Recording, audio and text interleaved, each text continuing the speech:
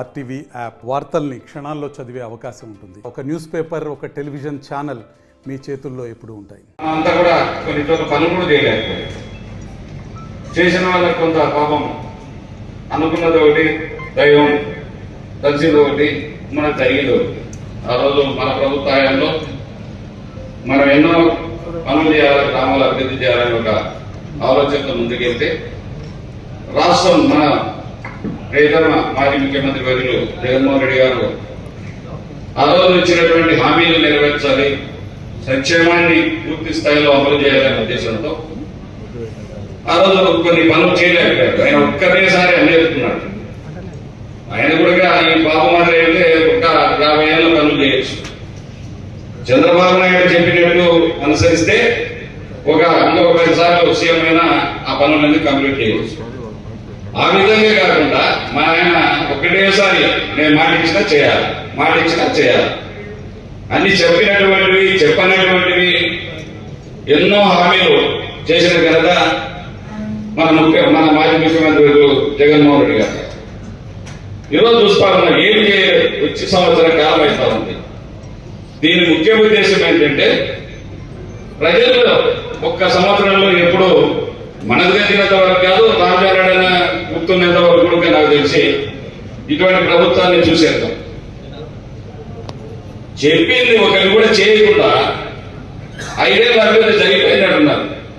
ఎక్కడికోలా చెప్పడానికి సిగ్గన్నాడు బయట, మాట్లాడడానికి ఏ విధంగా ధైర్యంగా మాట్లాడగలుగుతున్నారు అబద్ధాన్ని అంటే వాళ్ళు నేర్చుకునేది ఆ స్కూల్లో నేను కూడా చదువుకున్నా కాబట్టి కొంత నాకు కూడా తెలుసు. ఆ స్కూల్లో చదువుకున్నా నేను కూడా. ఆ స్కూల్లో నేను కూడా లీడర్, నేను స్కూల్ పీపుల్ లీడర్ అనుకో, క్లాస్ పీపుల్ లీడర్ కాదు, స్కూల్ పీపుల్ లీడర్, నేను జిల్లా అధ్యక్షుడు కాబట్టి దాంట్లో ఇదేంది కదా ఇంత అబద్ధాలు లేవు. ఇప్పుడు చూస్తే అన్ని అబద్ధాలు మాత్రమే నిజాలు.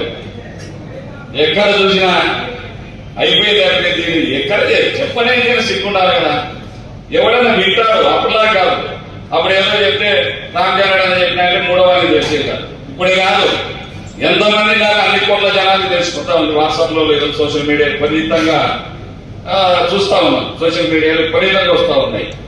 పాటలు పక్కన పెట్టే సిగ్గులే. నువ్వు మాట్లాడినా బాబుది, నువ్వు మాట్లాడేది మనం వినిపిస్తామన్నట్టుగా ఆలోచన కూడా లేకుండా మాట్లాడతాను.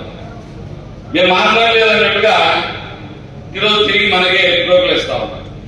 ఈరోజు చూస్తా ఉన్నాం రాష్ట్రంలో రాజ్యసభలు నడుస్తా ఉంది, దుర్మార్గాలు నడుస్తా ఉన్నాయి, అత్యాచారాలు నడుస్తున్నాయి, దోపిడీలు నడుస్తున్నాయి, ఎన్నో రకాల అస్తవ్యస్త పాలన నడుస్తా ఉంది రాష్ట్రంలో. మనం ఎప్పుడు ఒక సంవత్సరంలో ఏ ప్రభుత్వానికి కూడా, భారతదేశంలో ఏ ప్రభుత్వానికి కూడా, భారతదేశంలో ఏ రాష్ట్రంలో కూడా ఇటువంటి దరిద్రమైనటువంటి ప్రభుత్వాన్ని మనం చూసేద్దాం. ఈ ప్రభుత్వాలు చూస్తా ఉంటే సిగ్గేస్తా ఉంది. ఎక్కడ కేసు లేదా, ఏంటిది మాట్లాడడానికి లేదా, నువ్వు మాట్లాడిన మాట బయటకు మీరు చెప్పడానికి లేదా, మాకు వాక్స్వాతంత్రం లేదా, నిలదీయడానికి లేదా, ప్రతిపక్షాలు ఎందుకు ఉండేది? నిలదీస్తాం తప్పకుండా. మీరు ఎన్ని కేసులు పెట్టా భయపడే ప్రసక్తే లేదు. వీళ్ళు అనుకుంటున్నారు మళ్ళా తమిళ వచ్చినాక వీళ్ళందరినీ గుర్తు పెట్టుకుని కొట్టింతో సార్లు ఎక్కేసి డబల్ వాయిస్తాం, తబలా 2 బాగా వాయిస్తాం, ఇబ్బంది ఏం లేదు. గుర్తు పెట్టుకొని చేస్తాం ఆ పని. భయపడే ప్రసక్తి లేదు. రాష్ట్రంలో ఎక్కడ చూసినా ఏది చిన్న ఏదో క్వశ్చన్ వేస్తే పోలీస్ స్టేషన్ బియ్యం పొక్కులు తింటున్నాయి. ఇప్పుడు మందులు తింటున్నారు, 10 పొక్కులు తింటున్నాయి. ఇప్పుడు బియ్యం ఏమన్నా గోడలు వేస్తే ఇప్పుడు 10-18 రూపాయలు. మన 24 పెట్టారు, 20 అయిపోయింది, 18 అంట.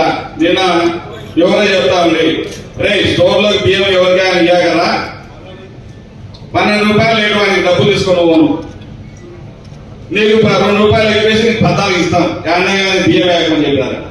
తీర్మానం ఇది బాగుంది. ఇక మా సంచేందుకు మళ్ళీ కొత్తడం ఎందుకు, తూకం వేయడం ఎందుకు, ఇంత దుర్మార్గంగా పక్కన పోలీసులు నిద్రపోతా ఉన్నారు. పక్కన ఓపెన్ గా లారీలు పెట్టి లోడ్ చేస్తా ఉంటే ఒత్తాసు పలుకుతా ఉన్నది. ఏ ప్రభుత్వం అనేది ఇది? కట్టడి లేదా? ఇది ప్రజాస్వామ్యమా? ఎక్కడ పోతా ఉన్నా నేను ప్రశ్నిస్తా ఉన్నా. ఈరోజు చూస్తా ఉన్నాం. అదే కాకుండా ఇసుక చెప్పేదేమో 884 రూపాయలు మాట రేటు. మళ్ళా అటు 900 పెట్టచ్చు, అటు 1000 పెట్టచ్చు. పాతారెడ్డి పెట్టాడు 824 ₹16 ఇవ్వడం వల్ల 16 కాకుండా ఇల్లు 600-650 రూపాయలు కొత్త లారీలు వస్తే ఎవరో పాపం పోయి రిటర్న్ వస్తూ కనీసం డీజిల్ కన్నా వస్తారని లారీలు ఎత్తుకొస్తే 650 రూపాయలు కొని 884 రూపాయలు వసూలు చేస్తా ఉన్నారు. మళ్ళీ 100 రూపాయలు అదనంగా మన కాటాల కోసం కాటాలు కనీసం ఒక లారీలో 4 టన్నులు కొట్టేస్తా ఉన్నారు. ఆ విధంగా ఇసుక దోపిడీ చేస్తా ఉన్నారు. అదే షాంపులను రిజిస్ట్రేషన్ తోటా లీడర్లు వాళ్ళకు 200 రూపాయలు ఏదో కింద పైన ఉంటుంది. నేను చిన్నప్పుడు ఇంటుంటి టేబుల్ కింద ఏదో కింద పైన ఇవ్వాలంటే రిజిస్ట్రేషన్ ఆఫీసర్. ఇప్పుడు ఏం లేదు, అంత పైన కింద ఏం లేదు, అంతా పైనే. టేబుల్ కింద లేదేం లేదు, అంతా పైనే.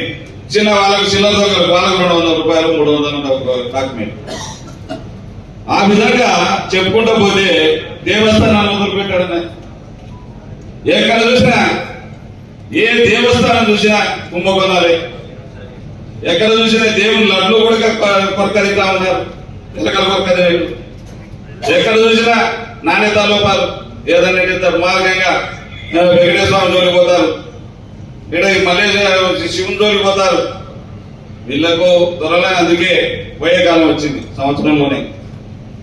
అందుకే ఈరోజు నిలదీయాలని చెప్పి కార్యక్రమాన్ని జగన్మోహన్ రెడ్డి గారు ఈ ప్రజల్లోకి వెళ్ళండి. మీరు ఆ రోజు బాండ్లు ఇచ్చి ప్రజలంతా మోసం చేసి మీ ఇంటికి ఒక 4 లక్షలు వస్తుంది మా ప్రభుత్వం వస్తే మాకు ఓటు వేయమని చెప్పి ఆ రోజు ప్రజలకు ఇంటి వద్దకు వెళ్ళి బాండ్లు ఒకటి చంద్రబాబు నాయుడు సూర్యుడి సంతకం, ఒకటి పవన్ కళ్యాణ్ గారి సంతకం, 2 సంతకాలు చేసి ఇచ్చినారు.